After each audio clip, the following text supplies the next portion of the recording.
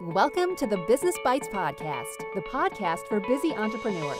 Whether you're an online entrepreneur or seeking after brick and mortar success, this podcast brings you quick bites of content so you can learn and grow anywhere you are. Now here's your host, Rachel Brainke. Welcome to this episode of the Business Bites. I am Rachel Brainke, like always, and I wanted to chit-chat today with you guys about whether to have or why to have and when you should have a business consultant or mentor in your business. I am going to walk through why to have it, things to look out for, and how to get one of these to help you. But right off the bat, I just want you guys to know that needing someone on the outside looking in is something that's never going to end. So don't just close off this podcast because you think you've got it all together and you're ready to rock and roll on your own, because I want you to imagine yourself. Say you have like a bottle of water. Like I'm looking at a Fiji bottle of water while I'm recording this for you guys. And imagine yourself inside the bottle. It's hard for you to read the label from the inside. You can't see inside out. It's easier to see from the outside in, especially when you're not invested. So having a third-party objective individual to be able to read the label on the bottle, which is your business, is way easier to get feedback and propel your business along than if you were just trying to hack at yourself, be completely confused and not able to see the label from the inside, and eventually some people just end up being so discouraged because they're so frustrated they can't read the label, they can't discern what to do, that they become stalled in business. Or you end up on the flip side, you're at the other end of the spectrum. You throw yourself into business thinking, okay, well, I'm confused, but I'm going to keep going on the path I'm going. And then you're going to wake up one day and realize that you're really not going anywhere, or you're making it way harder than it needs to be because you can't see the label when you're inside the bottle. These people can tell you things that you can't see. They can also share with you their experiences that they've personally felt in building of their own businesses, but they can also show you and share with you things that they've seen from other clients. Because a lot of times we don't hear about the hard side of business. We may hear that someone has a bad day or they have a bad client or that sales are down, but you don't necessarily hear the actual nitty-gritty details of a situation that's happened. As a lawyer and a business consultant myself, so yes, this podcast is a little self-serving in a way, but it is sharing you guys as a business owner that I get to see. As a lawyer and a business consultant, I get to see these things that happen to you guys. I get to know the actual details, and by being able to have this candid experience with a business consultant or a mentor, you're able to get to know those details that aren't readily shared on social media. They may not really be shared through newsletters. You think you hear about these trials that other people, these big names you look up to, go through, but you don't know the actual specific details. And by having a one-on-one with someone, you can learn these details because the nuances, a lot of times, from situation to situation, the circumstances change. One little thing can change the entire outcome. And by getting in with a business consultant or a mentor that can share with you these details, you're better well equipped to face any situation that may come along. Go ahead and prevent it, especially on the legal side. That's me. You know, that's what I share. That's what I aim to do. So having someone to share with you their experiences and what they've seen from other clients is super important. It doesn't take much convincing for many business owners to understand that they need to have someone to help them. It's really this next two steps of what to be wary of and what to look for when you're going to get a business consultant, coach, or mentor, but also how to get them. So before we dig into the whole process, and I've got a nice little checklist that you guys can use of how to get one that's going to be the most successful for your business, there's a few things I want you guys to be wary of.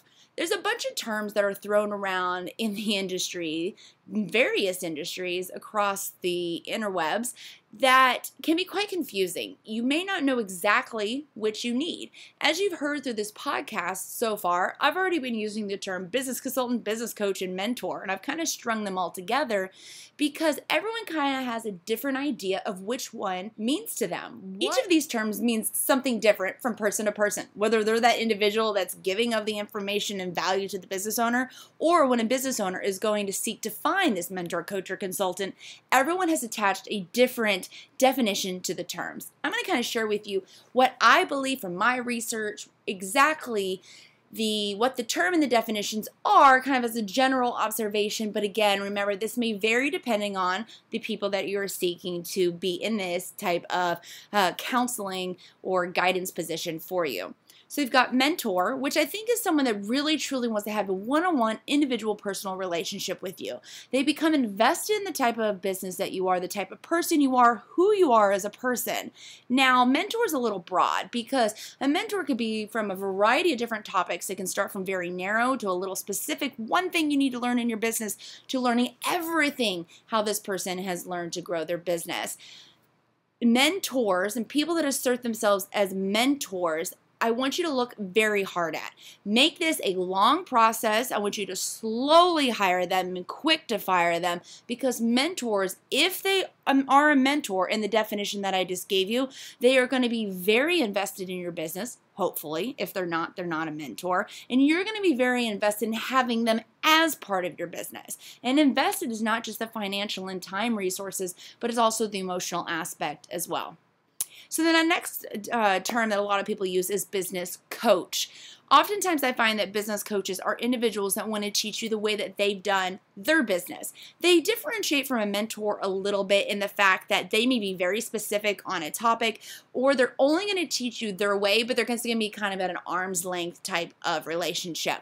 Coaches doesn't necessarily mean they're a bad thing because they are so narrow or they're arm's length, but they're more of knowing that you want to be like person A, you want them to coach you exactly how they do things. You're not necessarily looking for a friendship, mentor relationship, but you want to learn how they do the business, keep them at arm's length, but still get the value of their experiences and what they've seen from their other clients or through their business.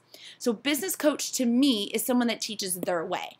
And the last term, and this is where I fall into, is a business consultant. A business consultant is someone that's going to be a little bit arm's length. I still love and get to know all of my business consulting clients. So don't think that we're just these soulless individuals that aren't going to be invested emotionally with you. We are going to be, at least I am. But I'm someone that's going to come into your business.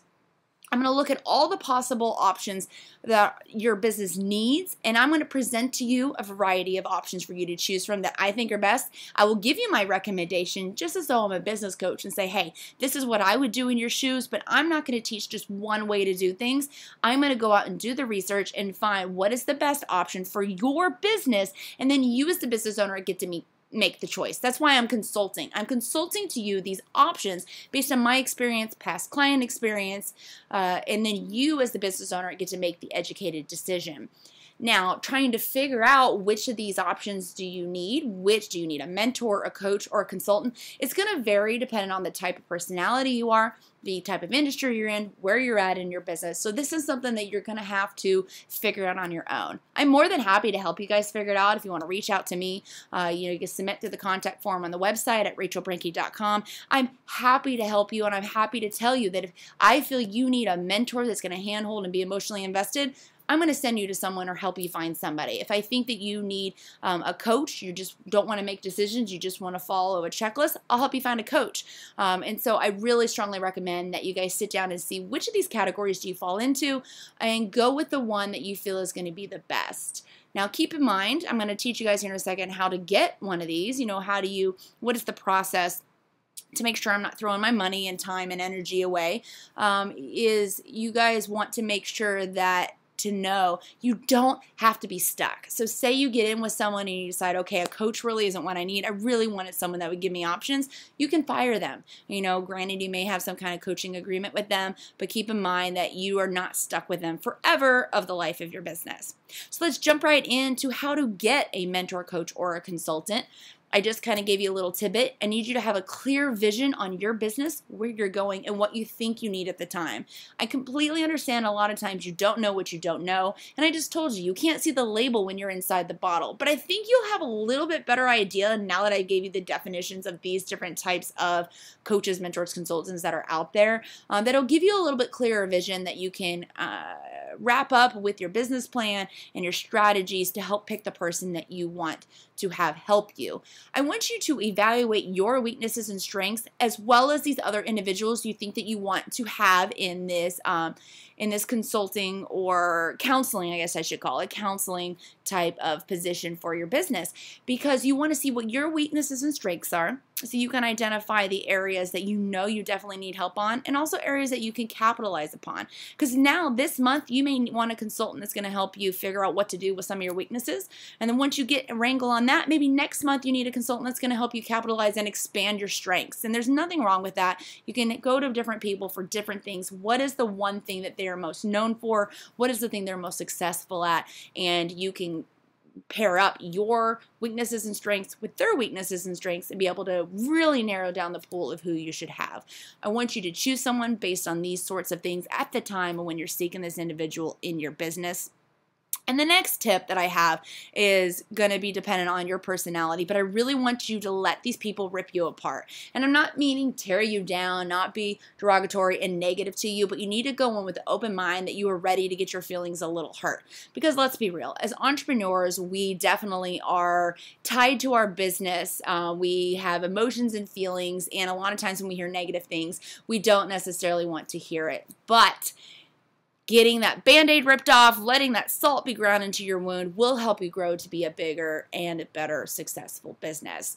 You also want to make sure they're going to hold you accountable, and you want to make sure that they're going to keep you from wasting time, money, and energy in areas that you don't need. So if you start seeing individuals that are trying to upsell all these areas that you feel and you are confident are already your strengths and you don't need further help, or it's taking you a completely different direction than your instinct, which I'm going to talk about here in a second as my final note. But if you start seeing that these people aren't holding you accountable, that's not the type of individual you need to have helping your business. If they're not helping keep you wasting from time, money, and energy, then you definitely, if they're just selling you products and services and resources, then that's probably someone you need to reevaluate being with. Now, keeping in mind, balancing that with you don't know what you don't know and you're going to someone for help. So they're going to present you with these resources and you're going to need to invest time, money, and energy into changing of your plans. Just be vigilant that you don't want to be a blind sheep and follow these people. You want to have your instinct. At the end of the day, I do recommend having someone that's going to counsel your business,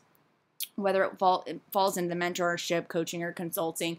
They all have a place and time for you based on where you're in your business, but never discount the instinct that you have. You're an entrepreneur for a reason. You had an instinct and a drive to be here. That's why you're listening to the podcast. That's why you're even considering having someone help you, because you have this instinct and desire to grow your business. So never forget that at the end of the day, your instinct is most important. Always weigh what someone else is saying against how you feel, and always follow your gut. Thanks for joining Rachel on this episode of The Business Bites.